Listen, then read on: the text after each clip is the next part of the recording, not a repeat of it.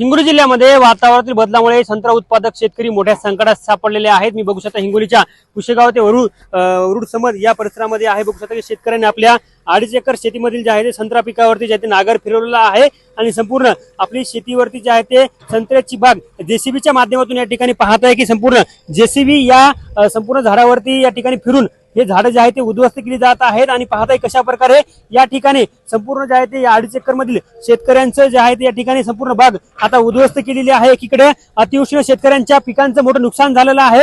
संपूर्ण बाग या शेतकऱ्याने उद्ध्वस्त केल्याचं पाहायला मिळते, कारण की अतिवृष्टीमुळे सोयाबीनचं मोठं नुकसान झालेलं आहे आणि संपूर्ण नुकसान झाल्यानंतर आता शेतकऱ्यांना होती ती अपेक्षा होती की संत्र्याच्या बागेवरती मात्र संपूर्ण बागेचं मोठं नुकसान होऊ देखील शेतकरी आता मोठ्या संकटात सापडल्याचं पाहायला बघू शकता की आपल्या शेतकरी आहेत। मला सांगा, संपूर्ण बागेवरती आपण नागर फिरवला, जेसीबीच्या साहाय्याने संपूर्ण बाग उद्ध्वस्त करतात, कशामुळे बरं?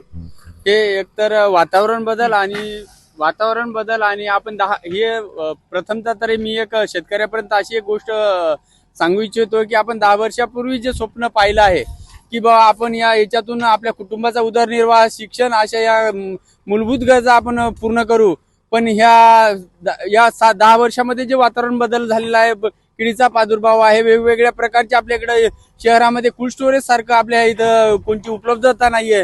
आपण 2 वेळेस आपली बाग फुटली, 1,60,000 विकली, ती बाग आपली 5 लाखात होती, मात्र कोल्ड स्टोरेज नसल्यामुळं व्यापाऱ्याने आपल्यातून स्वस्त घेतला आणि कोल्ड स्टोरेजला बाहेर राज्यामध्ये नेऊन ठेवला आणि चांगला मुनाफा कमावला। ते मुनाफा आपल्या शेतकऱ्याच्या पदरात काही पडलेला नाहीये आणि विशेषतः महाराष्ट्रामध्ये कृषी विभागाची जी कामगिरी आहे ती शेतकऱ्यापर्यंत कधी पोहोचलीच नाही। ती कोणत्या तरी एखाद्या वातावरण बदलामुळे नुकसान झालं सगळं आपलं।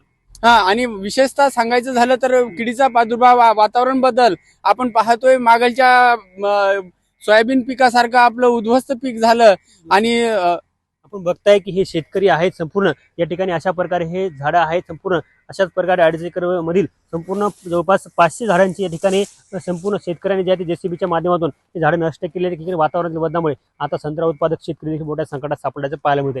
कॅमेरामन राजेश सोबत गजानन वाणी, लोकशाही मराठी, हिंगोली। लोकशाही मराठी, ऐका, पहा, जागरूक रहा।